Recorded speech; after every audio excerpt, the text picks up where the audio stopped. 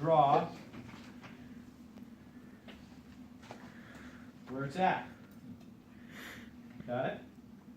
That way you kind of know where you put your hands. I'm looking at this as I'm greeting you guys. Behind you, or I'm sitting there by the door talking to your patient because you guys are so freaking quiet. Okay?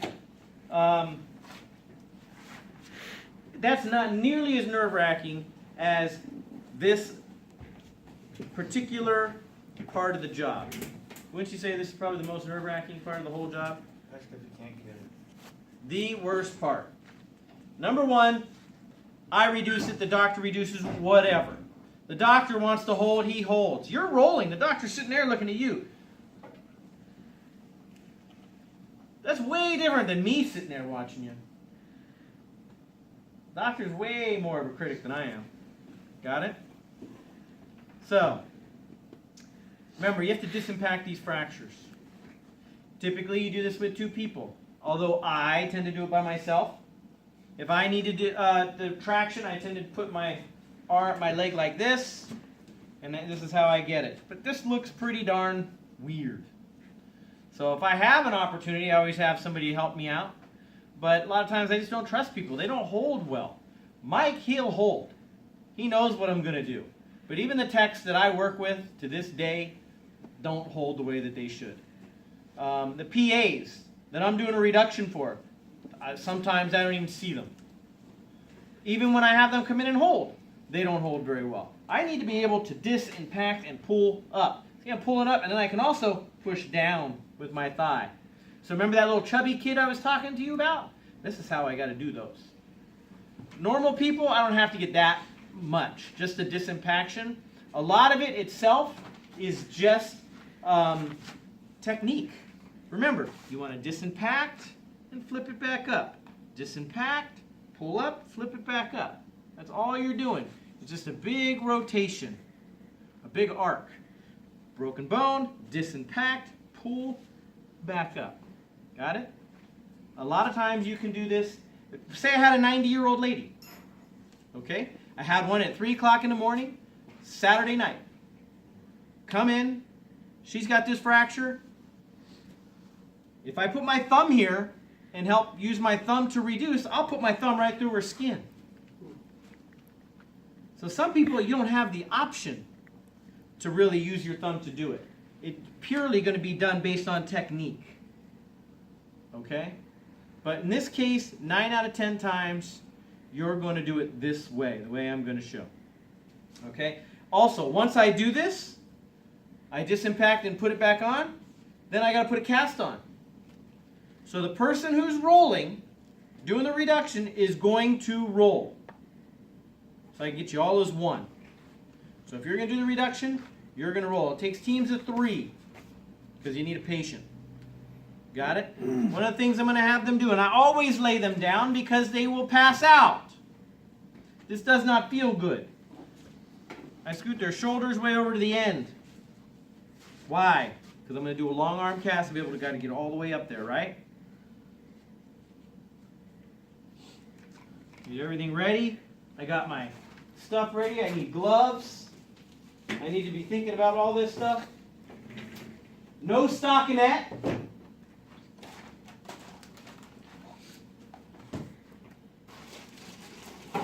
The other thing you can use sometimes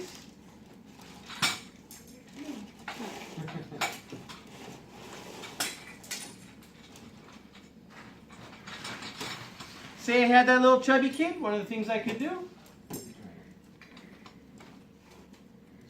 What type of traction is this? Skin. Skin? Ah, skin traction. Is this skin traction? Yes, very good.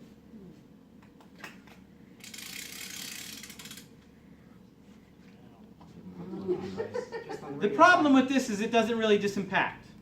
It just pulls it out to length. I'll be honest, sometimes I have luck with this, sometimes I don't. I have way better luck doing it the way I do it. But this is another option. You will see people want to use this. In fact, they require it. So this is a fish scale. Is really what this is, and it weighs how much pressure you're applying. Now I'll go. I mean, shit.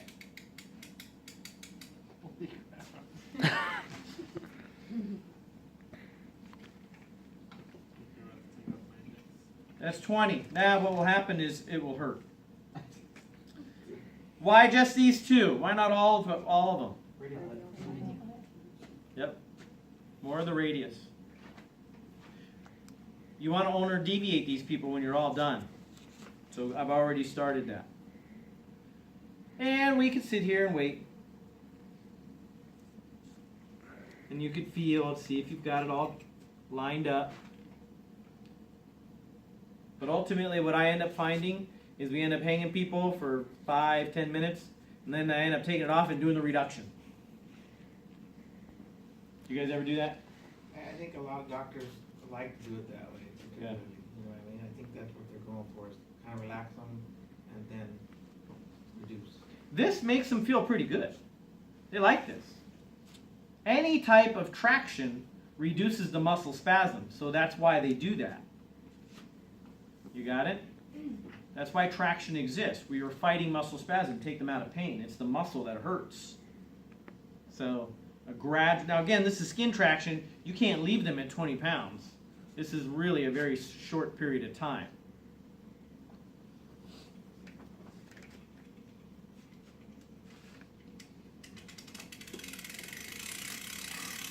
We never do this with elderly in any way. Huh? Oh yeah, I do this with elders. So it's okay on the skin on the finger? Yeah. I've never degloved a person's skin. I guess there's a first for everything, but. Couldn't you have more than like 7 pounds of traction? Yeah, that's why I made the comment that you can't leave them in this for very okay. long.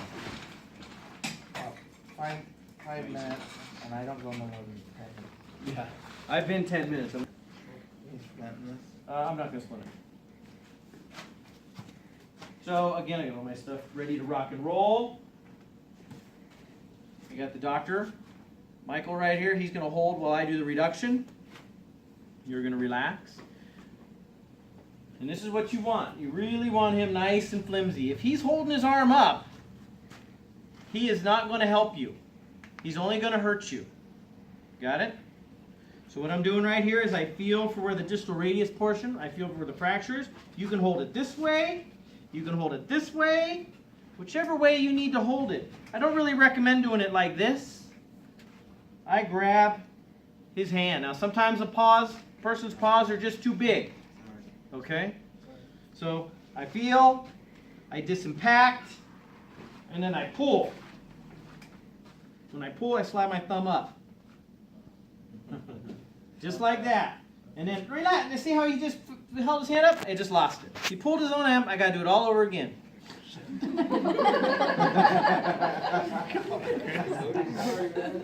Ready? I kind of reach down. I disimpact. And then I pull. Slide my thumb up. Look at my thumb. It's not going any further than that. You guys' biggest mistake, you end up way up here. Don't do that. Go from here to there. Stop. Now you're going to relax. Mike's going to hold you. As long as he keeps the wrist flexed, he'll keep some pressure on there. We're going to keep 90 degrees. I come around and I roll.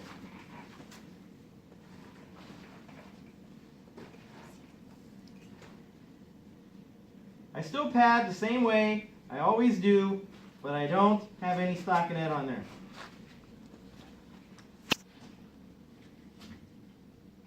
Why is that? Because how am I going to put the stockinette on? Exactly, You don't have to flex that much. Just get a little bit. There you go. Sometimes I used to flex a lot like that, and I've had doctors come back and say I'm causing carpal tunnel. So I let up a little bit. 50% overlap.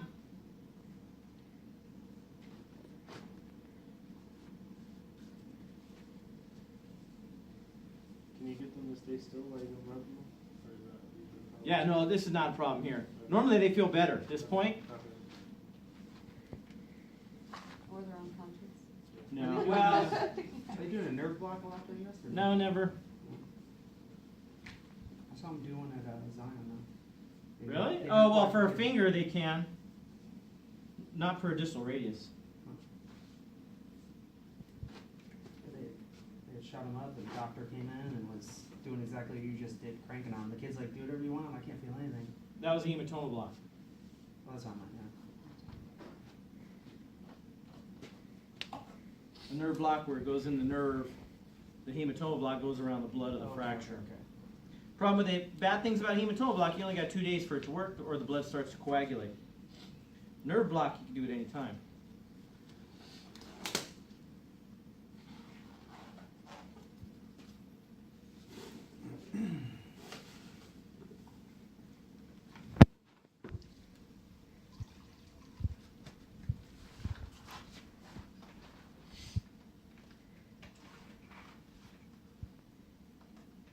I might get your eye, sorry.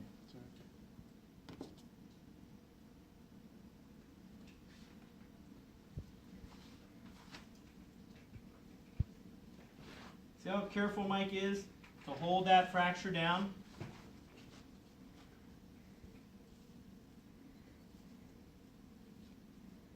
Now, even though Mike's holding, who's responsible for this cast? You. Yep. Give a long arm.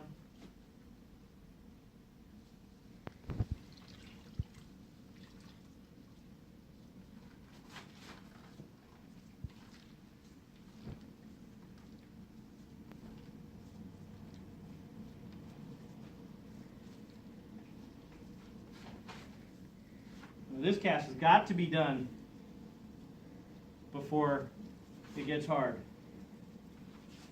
It's not very thick up there, is it?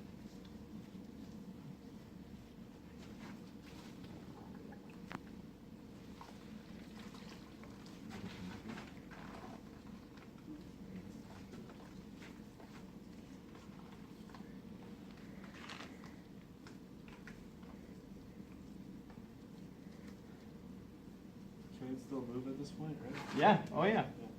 Watch your eyes. And do I really care? You know, I'm not really paying that much attention to what's going on in the palm. I'm getting close. I'll go back and fix anything I need to. Last time through here.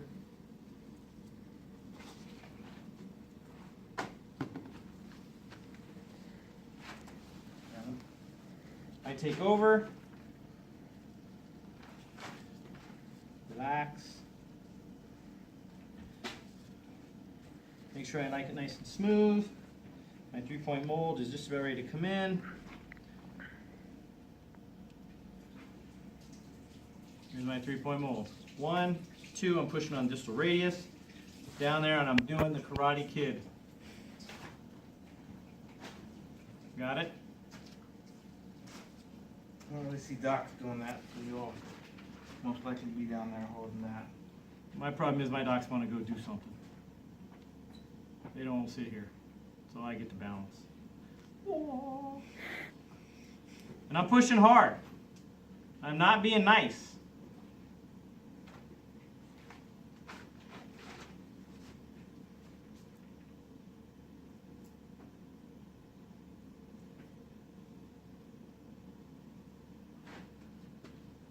Most of the pressure is on the radius, on the lower portion. Yep.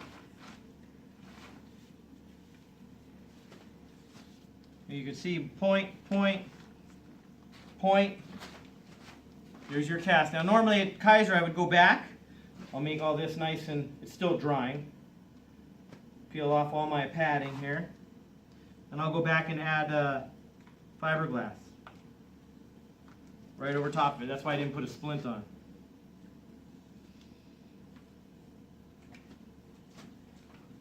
So you do like one roll of fiberglass and plastic?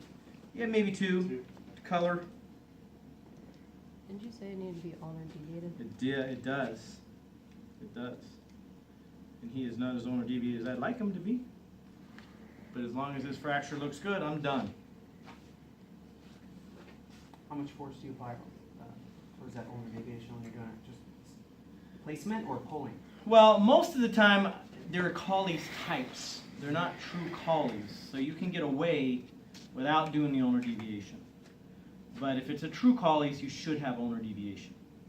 Which is But most of the time you're doing call these types. Everybody wants to call it a